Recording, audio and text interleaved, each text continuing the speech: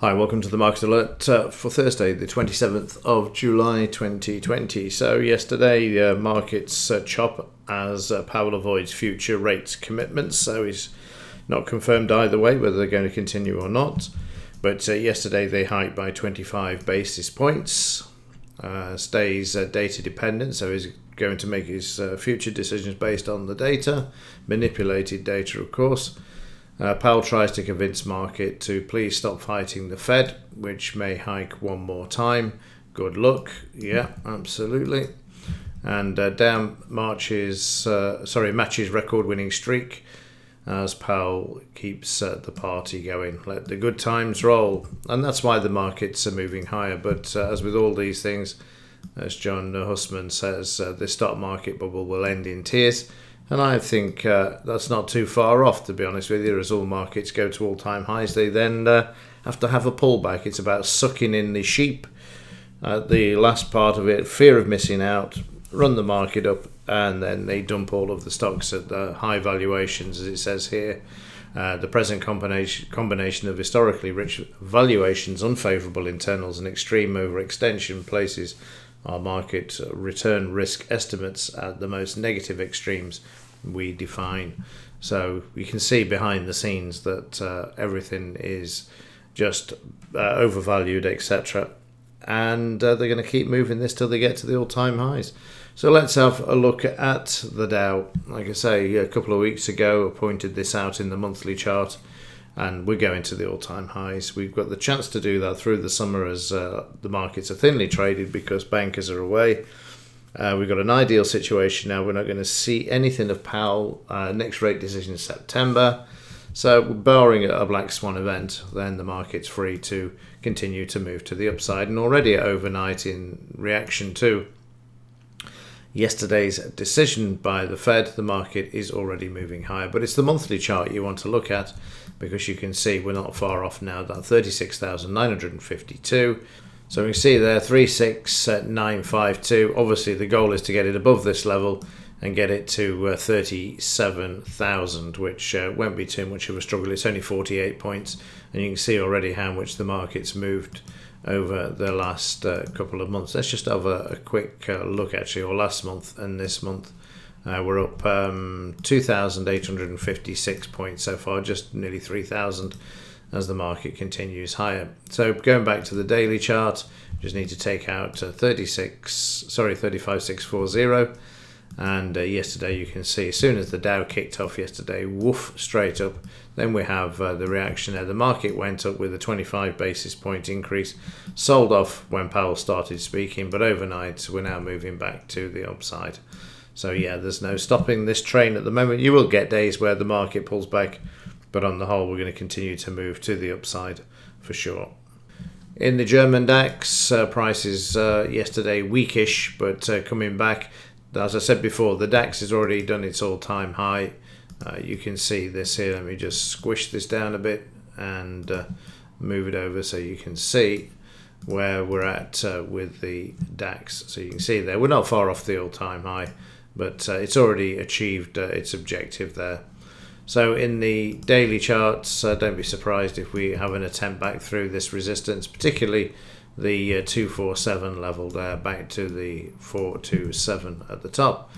30-minute yesterday, where we had a bit of a sell-off there down to the S3. The market likes to come back off the S3, and it charged back yesterday. And you can see it moving off the DP and the close overnight.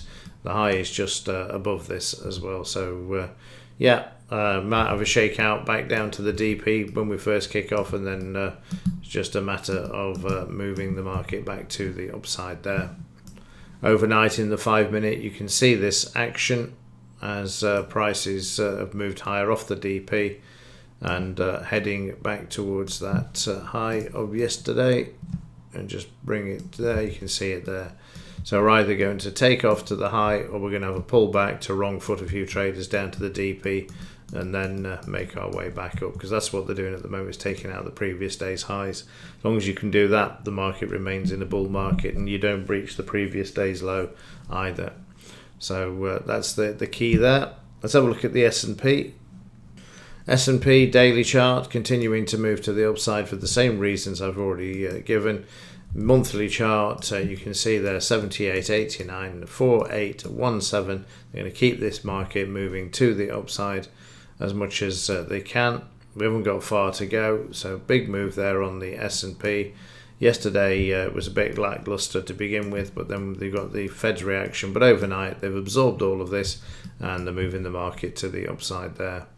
FTSE 100 taking out the 7687 there. This also having made a new all-time high back here in, was it February? You can see that there, trying to get back up, but this market's sideways. You can see the reaction after making the all-time high. The market sold off the next month, so again they're going to run it up to the all-time high and then they'll probably bring it down. 30-minute chart, positive in the cash in the futures market, then the cash opened the market down and then back with the Dow in the afternoon. Again, no surprise there. And in the economic news, while I'm thinking about it, main refinancing today for the Eurozone, interest rates to go up there. Advanced GDP, that'll be a good one for the market to move higher. Got the weekly unemployment claims, got GDP price and durable goods, core durable goods. And then ECB conference, that'll be good for the DAX, and 3 p.m. pending home sales as well. So bit of news there. Meanwhile, in the US dollar, the market reacting negatively yesterday to the rate rise, which is unusual because it normally strengthens the currency. Still trying to hold at that 100 level there, 100.95. I think where the market's currently trading. Yeah, 100.84 or 81, I think is the actual number. So yeah, the market dipped back below this yesterday. It needs to drop a bit further if prices are to move lower there. And meanwhile, in the metals, moving higher yesterday, you can see the buying there. We need to take out the 78 and 89 in silver in order to move higher.